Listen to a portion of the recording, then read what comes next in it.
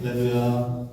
오늘도 예배 자리에 나오신 여러분을 주님의 이름으로 환영합니다. 우리 함께 인사 나누실까요? 함께함이 기쁨입니다. 함께함이 기쁨입니다. 함께함이 기쁨입니다. 함께 예배드림이 기쁨입니다. 거룩한 주일입니다. 오늘도 예배를 사모하는 마음, 주님을 갈망하는 마음, 또 주님이 부어주실 은혜를 기대함으로 이 자리에 나오신 여러분을 환영하고 축복합니다. 주님께서 이 자리에 모인 우리 한 사람 한 사람이 헛되이 돌아가지 않게 하시고 우리 각자에게 필요한 은혜를 부어주실 것을 믿음으로 우리 함께 주님 앞에 나아가길 소망합니다. 우리 함께 오늘 예배를 위해서 기도하시겠습니다. 복 있는 사람은 악인들의 꾀를 따르지 아니하며 죄인들의 길에 서지 아니하며 오만한 자들의 자리에 앉지 아니하고 오직 여호와의 율법을 즐거워하여 그의 율법을 주야로 묵상하는도다. 그가 시냇가에 심은 나무가 철을 따라 열매를 맺으며 그 잎사귀가 마르지 아니함 같으니 그가 하는 모든 일이 다 형통하리로다. 아멘. 아버지 하나님 감사합니다. 새로운 한 해를 허락하시고 가장 큰 복을 누리는 은혜의 자리 살아계신 하나님 앞에 불러주시니 감사를 드립니다. 주님 올 한해도 우리가 하나님을 사랑하고 하나님의 말씀을 붙들고 나아가는 한 해 되길 소망합니다. 예배로 주 앞에 나아가는 주의 자녀들을 기억하시고 오늘도 이 예배에 임재하시며 하나님으로 말미암아 기뻐하고 감사하는 예배가 될 수 있도록 역사하여 주시옵소서. 감사드리며 예수님의 이름으로 기도드렸습니다. 아멘. 이 시간 우리의 마음을 다해서 그 주님의 이름을 송축하며 나아갑니다.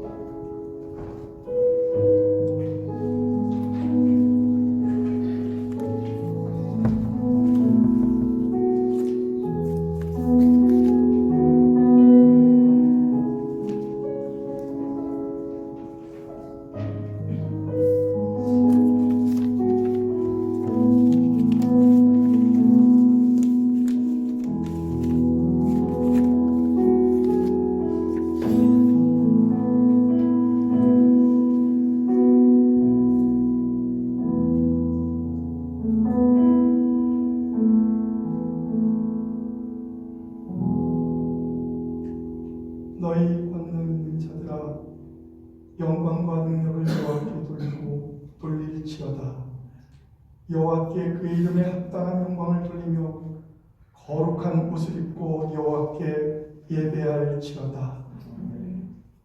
전능하신 하나님, 오늘도 거룩하신 하나님 앞에 주의 자녀들이 모여 함께 찬양으로 기도로 영광 돌립니다. 특별히 추운 날씨 가운데서도 주님 전에 복된 발걸음으로 찾아오는 모든 성도들 위해 한없는 은혜와 은총으로 채워주옵소서.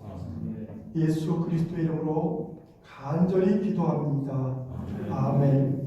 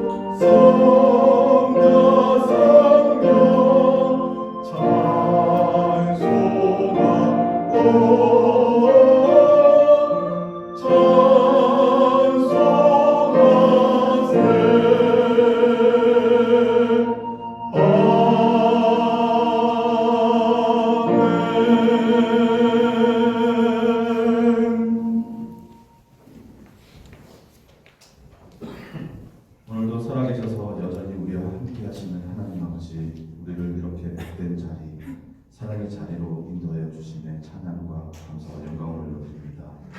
우리는 늘 부족하고 연약하나 하나님의 크신 사랑이 저희를 살게 하신 줄 믿습니다.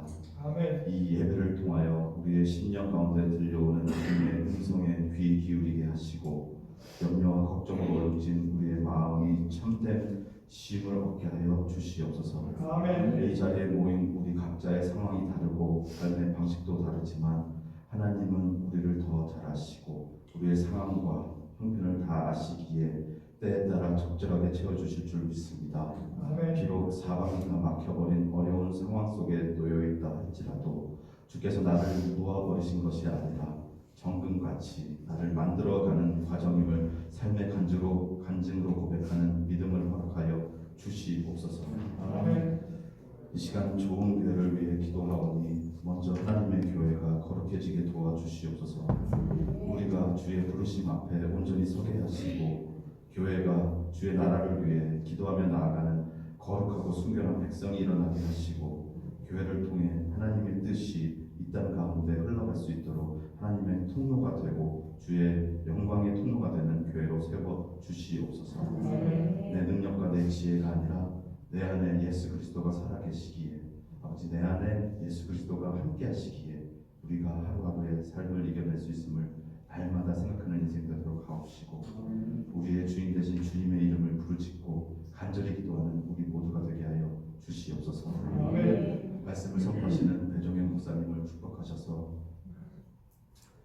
이 땅의 강당의 권위가 땅에 떨어지고 올바름과 진리를 외치는 목회자가 백적당하는 시대를 살아갑니다. 아버지 이 시대 가운데 세우셨사오니 오직 하나님만 바라보고 강단에서 서게 하시고 오직 하나님만 외치는 목회자가 되게 인도하여 주시옵소서.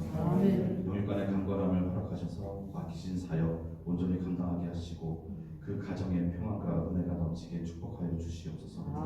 같은 마음으로 동역하시는 부교육자 한 분 한 분과 그 가정에도 동일한 은혜로 역사하셔서 주님께서 허락하신 평강이 넘치게 하시고 올바르고 구별되며 충성된 목회자로서 변치 않는 목사님들 되도록 주님의 은혜를 내려 주시옵소서. 그리스도의 향기로 이방인 땅에서 말씀을 선포하시는 선교사님들을 축복하여 주시옵소서. 신앙의 불모지에서 사역을 감당하며 살아가는 것이 결코 쉽지 않음을 고백합니다.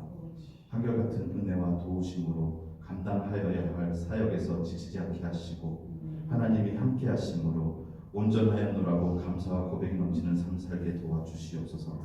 말씀이 증거되는 현장마다 감사의 눈물과 성령의 역사하심이 임하는 놀라운 성교의 현장들이 되게 하여 주시옵소서. 특히 우리 성도들은 기도와 중보로 물질로 거룩한 성교의 부담을 감사함으로 감당하게 주님 또한 말씀을 듣는 시간입니다. 말씀을 전하시는 목사님의 입술을 붙드시고 전하시는 말씀을 통해 삶의 많은 문제들 가운데서도 포기하지 않는 오늘을 살아내므로 하나님의 기적을 경험하는 우리들에게 은혜를 내려 주시옵소서.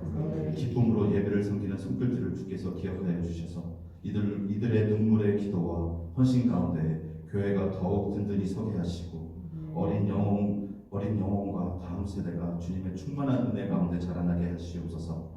예배의 모든 순서를 주님께서 기뻐 받으시기를 간절히 바라며 이 모든 말씀을 십자가의 달리심으로 우리를 향한 하나님의 사랑을 증명하신 우리 주 예수 그리스도 이름으로 감사하며 기도드렸습니다. 아멘. 하늘에 계신 이름이 거룩히 여김을 받으시고 나라를 받으시고 이시는 일에서 이루어진 것 같이 땅에서도 이루어지리라.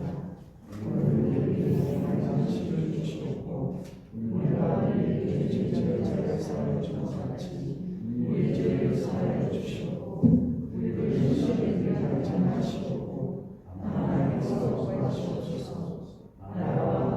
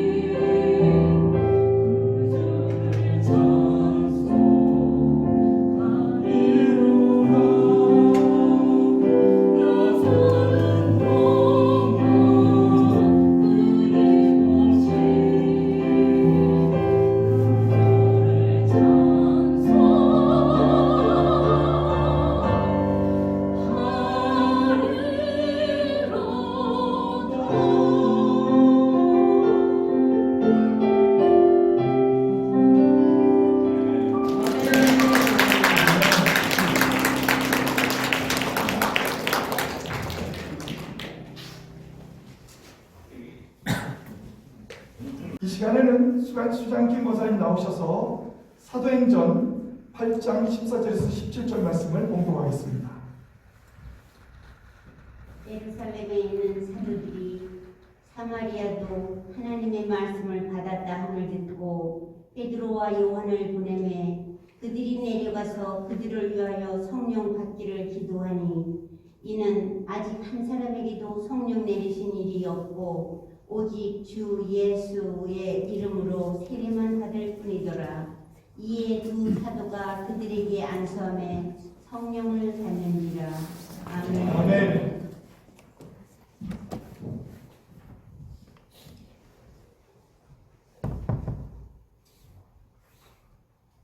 할렐루야. 오늘은 복음, 변화를 시키는 능력이 있는 복음에 대한 이야기를 함께 나누고자 합니다. 특별히 사도행전 8장 전반적으로 우리가 함께 말씀을 함께 나누고자 합니다. 우리들이 복음을 받아들였다면 우리가 세상 가운데서 행하던 예수님을 알지 못할 때, 하나님을 알지 못할 때 행하던 습관을 버리고 하나님의 은혜 가운데 사는 변화의 능력을 갖게 되었다는 것입니다. 우리가 예수 그리스도를 믿고도 세상 가운데서 살던 그대로 살아간다면 그것은 참 복음을 바르게 받아들인 것이 아닐지도 모릅니다.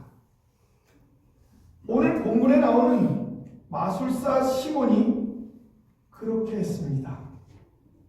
그는 눈에 보이는 성령의 능력이나 성령의 은사로 인한 기적에만 빠져서 복음을 받아들인 것처럼 보였지만 실제로는 복음을 바르게 받아들이지 못했다는 것입니다. 그러므로 마술사 시몬은 세상에서처럼 돈을 가지고 그가 가지고 있던 돈으로 성령의 능력을 사려고 베드로와 요한에게 요청을 하는 그런 장면이 오늘 성경의 본문에 기록되어 있습니다.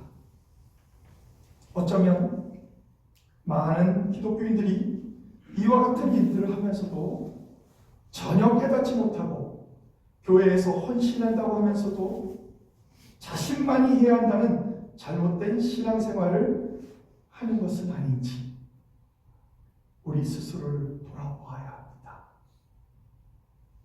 즉 복음은 하나님의 능력을 나타내기 위함이 중심이 아닙니다. 오히려 복음은 하나님께서 우리들을 변화시키는 능력에 초점을 맞추고 있습니다. 우리들이 하나님이 주신 것을 내가 하는 것처럼, 나만이 할 수 있는 것처럼 그렇게 살아가는 것이 아니라 모든 것이 하나님의 은혜요 주님의 은혜라고 고백하는 겸손한 자세로 예수님처럼 나는 온유하고 겸손하니 온유한 마음, 겸손한 마음 가지고 살아야 합니다. 이와 같은 복음은 사마리아인들에게 마술사 시몬에게 집중되었던 것이 오늘 성경을 보니까 이제는 7 집사 중 한 사람이었던 빌립에게로 사마리아인들의 마음이 향하게 되었습니다. 그리고 사마리아인들이 회개하고 세례를 받은 후 거룩한 백성으로 변화된 이후 협력하여 선을 이루는 사건이 일어납니다. 그것은 예수님의 제자들 중 기둥이 되었던 베드로와 요한이 사마리아를 방문하게 되었다는 것입니다. 그리고 그곳에는 성령의 능력이 나타났습니다. 물론 마술사 시몬의 영향으로 많은 사마리아인들이 회개하는 데 도움도 되었을 것입니다. 비록 마술사 시몬이 제대로 된 복음을 받아들이지 못해서 잘못된 생각을 갖고 있을지라도 그로 인한 영향력은 대단했습니다. 그를 오랫동안 의지했던 사마리아인들은 그가 그렇게 능력 있는 마술사였음에도 불구하고 그가 예수 그리스도를 받아들이고 세례를 받는 모습을 보면서 자기들도 회개하고 세례를 받고 예수 그리스도의 복음을 받아들였다는 것입니다. 이와 같이 많은 사람들에게 영향력이 있는 사람들의 변화는 다른 사람들에게도 영향을 주게 된다는 것입니다. 역사는 아이러니컬하게 예루살렘 초대교회에 가해진 박해가 오히려 기독교를 위축시키거나 교회를 없애는 역할을 한 것이 아니라 오히려 그 박해 때문에 흩어진 교회를 통해서 더 많이 성장하고 더 많이 거룩해지는 성숙한 그런 계기가 되었다는 것입니다. 이러한 본문에 나타난 유대교의 예루살렘 교회에 대한 박해 동기는 사실 겉으로 드러난 동기는 표면적으로는 유대 종교 지도자들이 자신의 기득권을 수호하기 위해서 예루살렘 초대교회를 박해한 것입니다.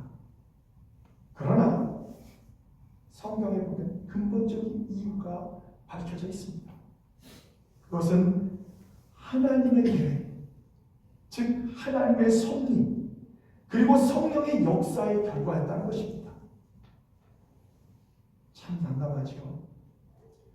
아니, 예수를 믿는 사람들이 박해를 당하는 것이 무슨 성령의 역사고 능력이고 또 하나님의 계획이냐? 이 무슨 이런 엉뚱한 계획이 있을까? 아니, 사랑한다고 하면서 왜 우리들에게 그런 어려움을 갖게 하실까? 여러분은 아마도 성경을 읽으면서 그런 생각을 하게 될 것입니다.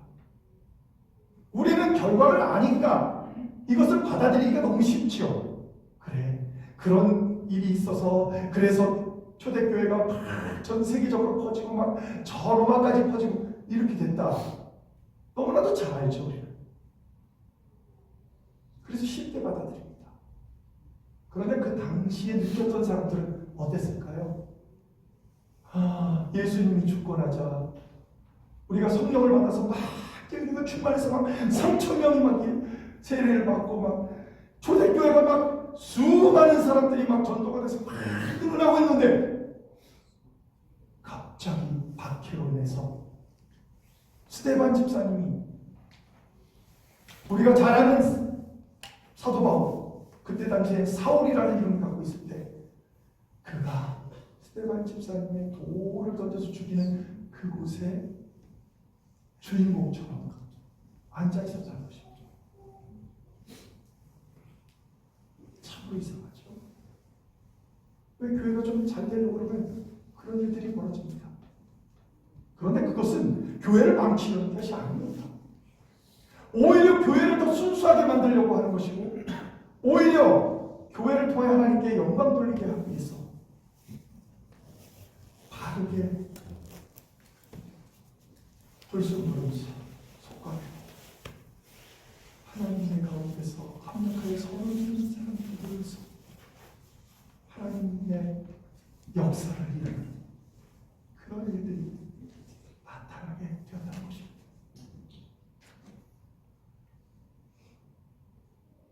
사도행전 1장 8절에 이런 일이 있을 것을 미리 말씀하셨습니다. 오직 성령이 너에게 마시면 너희가 권능을 받고 예루살렘과 온 유대와 사마리아 땅까지 이르러 내 증인이 되리라 하시니라. 예수 그리스도의 지상 명령을 수행하지 않았고 현재 상태에 안주하려고 했던 초대교회가 베드로가 설교를 하면 막 3,000명이 회개하고 막 세례를 받는 역사가 있으니까 그들이 더 이상 분명히 예수님께서 사도행전 1장 8절에는 오직 성령이 너에게 마시면 너희가 권능을 받고 예루살렘, 유대만 있으라고 했을까요? 아니잖아요. 예루살렘과 유대와 사마리아와 땅끝까지 이르러 복음을 증거하는 증인이 된다고 했는데 그들은 너무나도 행복했던 거예요. 막 교회가 막 성장하고 막 수많은 사람들이 막 있고 그러니까 얼마나 힘이 되었겠어요. 너무 좋았겠죠. 그러니까 그들은 안주하려고 했어요. 그들은 사실 성령을 받았잖아요. 120명 문도가 모여서 함께 기도할 때, 모일 만한 무리가 다 모여서 기도할 때 500명이 예수님의 상처를 보았지만 120명이 모였는데 모일 만한 무리가 다 모였다고 했어요. 나머지 사람들은 모일 만한 무리에 속하지 못한다는 얘기예요. 모일 만한 무리가 다 모였을 때 그들이 성령을 받습니다. 그러면 이제 어떻게 해야 합니까? 자기들이 개 돼지만도 취급을 안 하는 사마리아에도 나가서 복음을 전하고 땅끝까지 로마까지, 땅끝이라는 건 그때 당시에는 로마를 얘기하는 로마까지 복음을 전해야 되는 거 아닙니까? 그런데 그들은 그렇지 않았어요. 다 그냥 예루살렘에 머물러 있었어요. 그러니까 그렇게 안주하려고 했던 초대교회에 주님은 질책하셨고 이방 세계까지 복음이 전파되게 하시는 하나님의 계획, 성령의 역사의 결과가 박해였던 것입니다. 그래서 그 박해의 결과로 어떤 일이 벌어졌을까요? 예수 그리스도의 복음이 예루살렘과 유대라는 지역을 벗어나서 그 울타리를 벗어나서 전도로 시작된 이방인의 선교가 선교 중심의 예루살렘 교회에서 여러분이 잘 아는 안디옥 교회로 옮겨지는 결과가 나타났습니다. 특별히 교회에 극심한 박해자였던 사울을 하나님께서는 변화시켰습니다.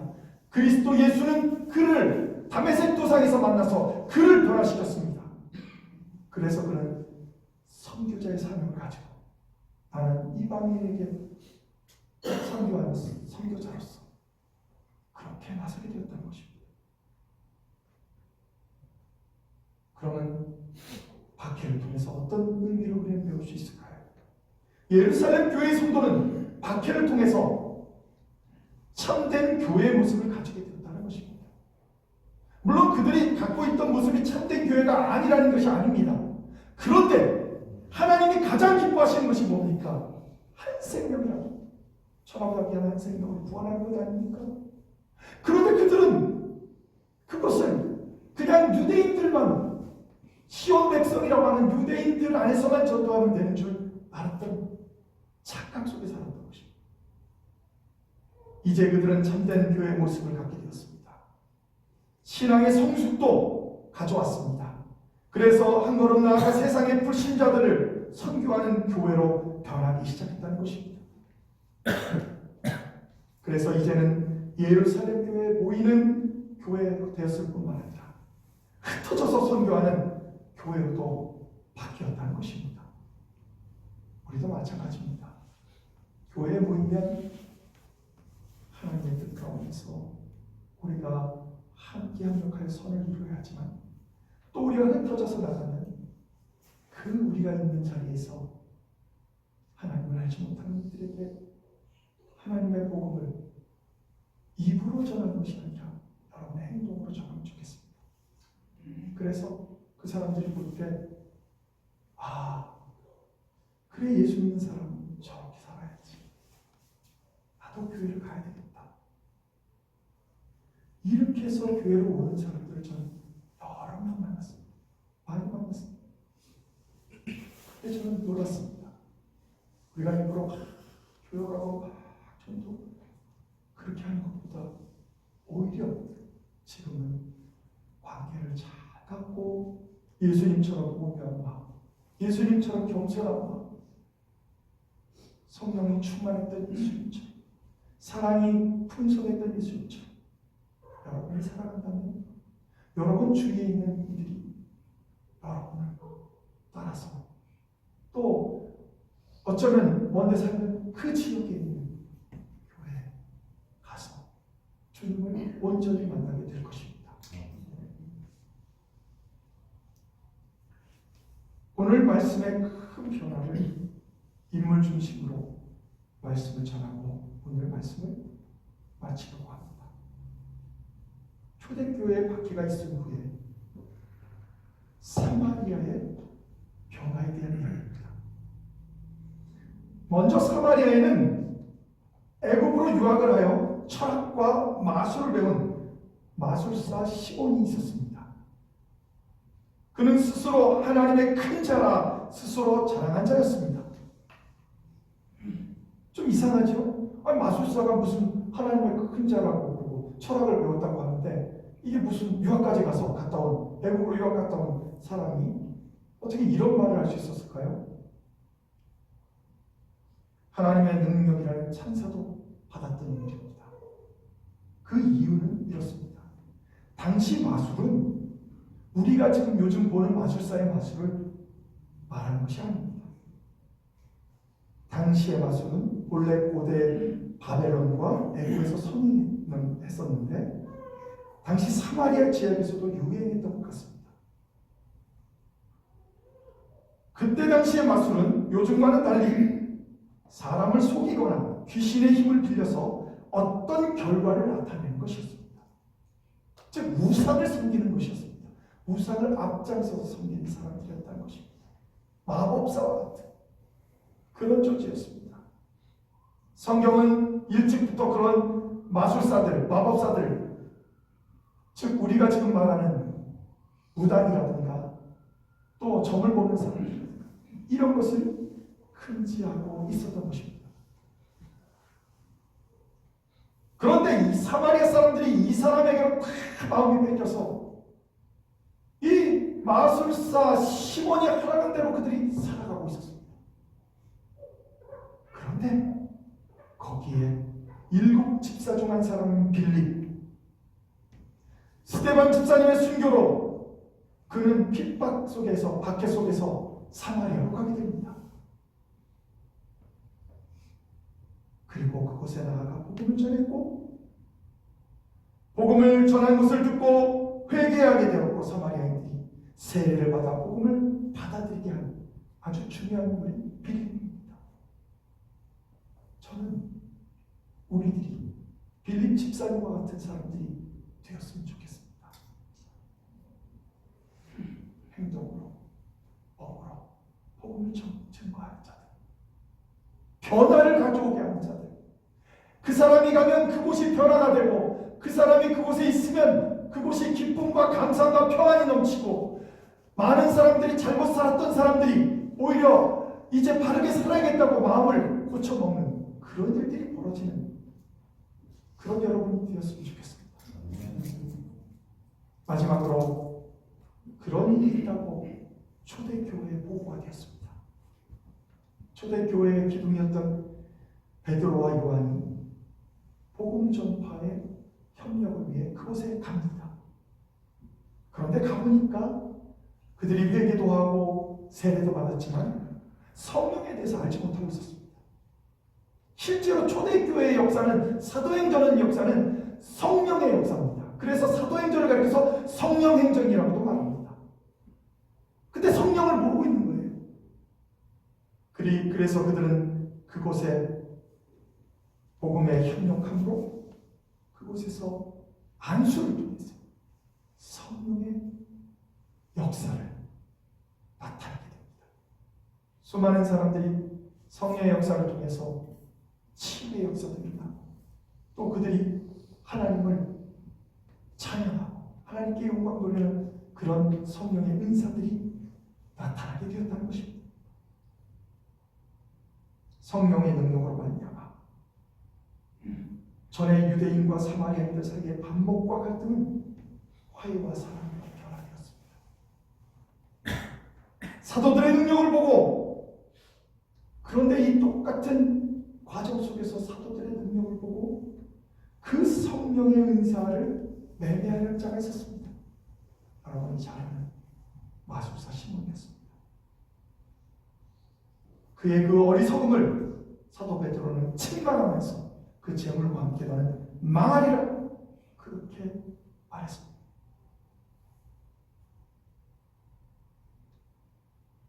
그것은 현재 교회를 다니는 우리들에게도 어쩌면 다른 표현이지만 우리 가운데도 있는 것 같습니다.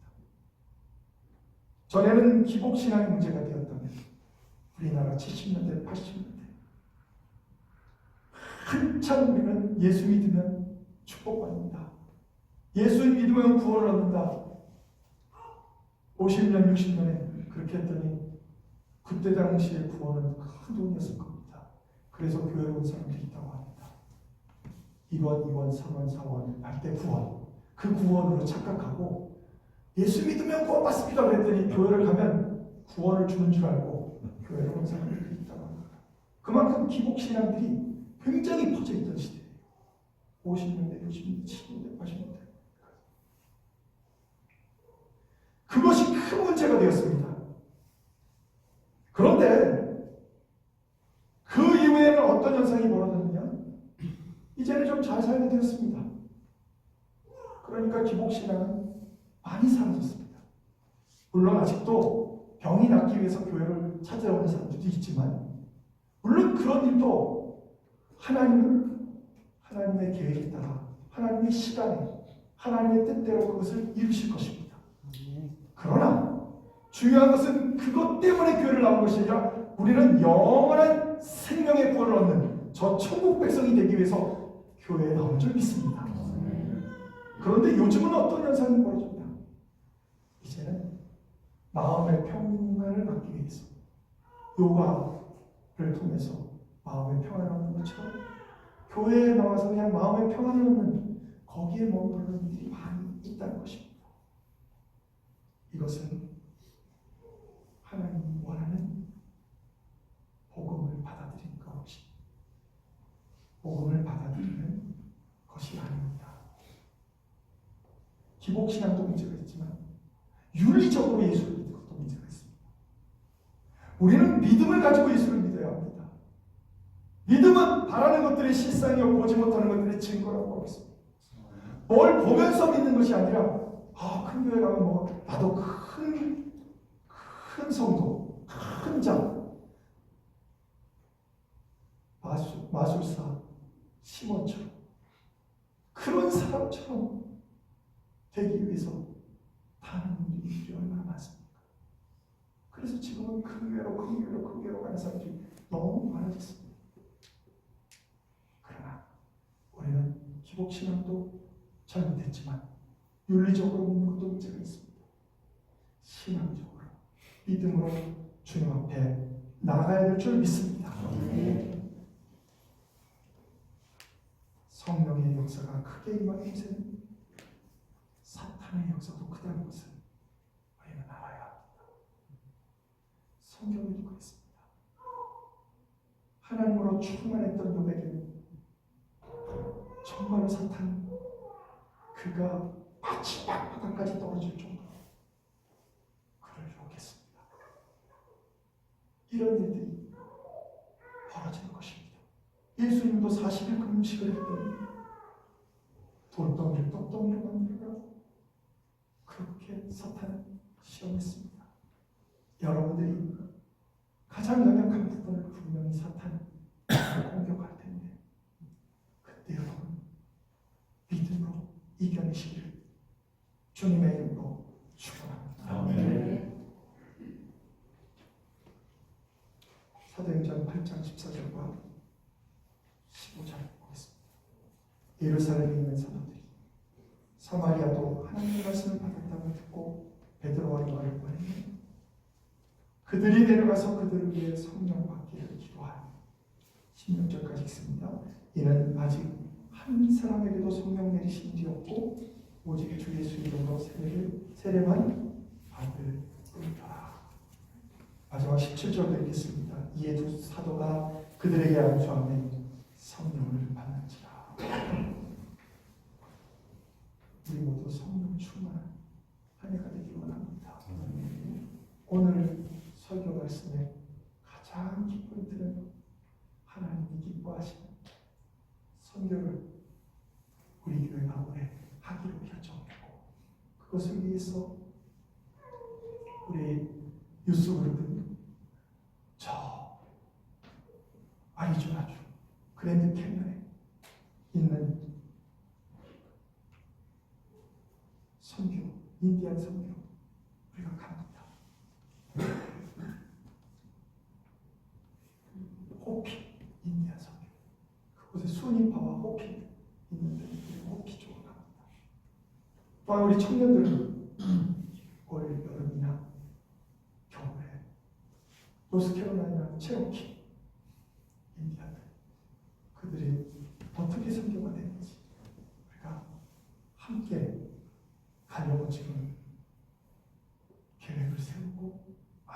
확정되지 않았지만 그래도 우리가 선교에 대한 꿈을 갖고 있습니다. 남선교회도 여선교회도 이런 선교들이 있을 때 함께 합력하여 선을 이루면 아까 초대교회 빌립 집사님이 가서 복음을 전한 곳에 예수님의 제자들이 베드로와 요한이 가르쳐 우리 모두가 합력하여 선을 이루는 교회가 되기를 주님의 이름으로 축원합니다. 기도하시겠습니다. 하나님, 유대교의 박해로 인해 흩어진 것이 오히려 복음이 전파되지 못했던 사마리아뿐만 아니라 저 로마까지 땅끝까지 복음이 전파되는 계기가 되었습니다. 하나님, 우리가 사는 이 콜럼버스 지역에도 수많은 사람들이 예수님을 알지 못하고 방황하고 어떻게 하면 살아가는 데 의미를 두지 못하는 그런 많은 사람들이 있습니다. 하나님, 그들에게 귀한 복음을 전할 수 있도록 저희들 붙잡아 주시고 이 시간 찬양과 율동으로 하나님께 영광 돌리는 초등부 학생들과 초등부 선생님들을 주여 주님께서 지켜주시고 또한 영어 예배를 통해서 하나님께 영광 돌리는 유스그룹의 목사님과 선생님들 외에도 또 학생들 외에도 주님께서 함께하여 주셔서 하나님의 은혜가 이 세 곳에서 드려지는 예배를 통하여 하나님께 영광 돌리는 복된 교회가 되게 하여 주옵소서. 예수 그리스도의 이름으로 간절히 기도합니다. 아멘.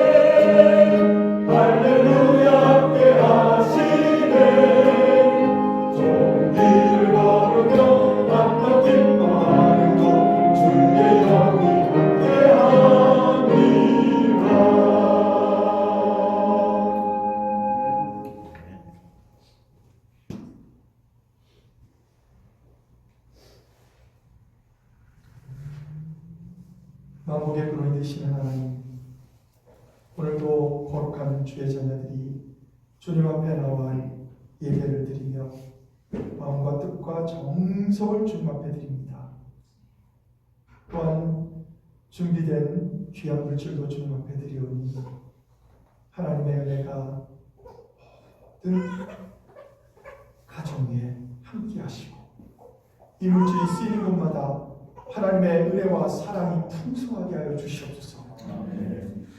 이제는 우리 주 예수 그리스도의 크신 은혜와 하나님 아버지의 무한하신 사랑하심과 지금도 살아계셔서 역사하시는 성령님의 감동감화 역사 충만하심이 오늘도 복음을 들고 하나님을 기쁘시게 하기 위해 나아가는 모든 성도들 위해